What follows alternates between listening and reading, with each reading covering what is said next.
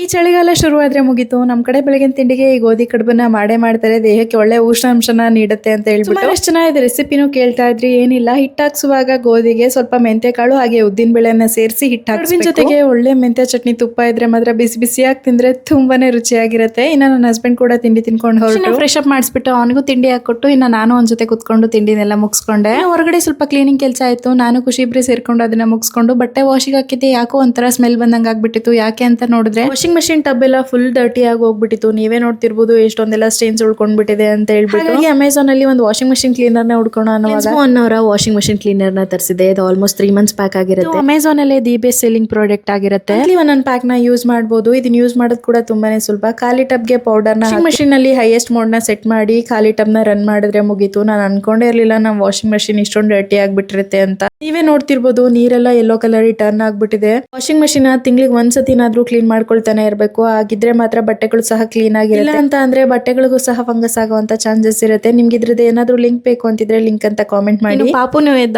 ಪಾಪುನ ಸ್ವಲ್ಪ ಹೊತ್ತು ಆಟ ಆಡ್ಸೋಣ ಅಂತ ಹೇಳ್ಬಿಟ್ಟು ನಾನು ಖುಷಿ ಇಬ್ರು ಆಟ ಆಡಿಸ್ತಾ ಕೂತ್ಕೊಂಡಿದ್ವಿ.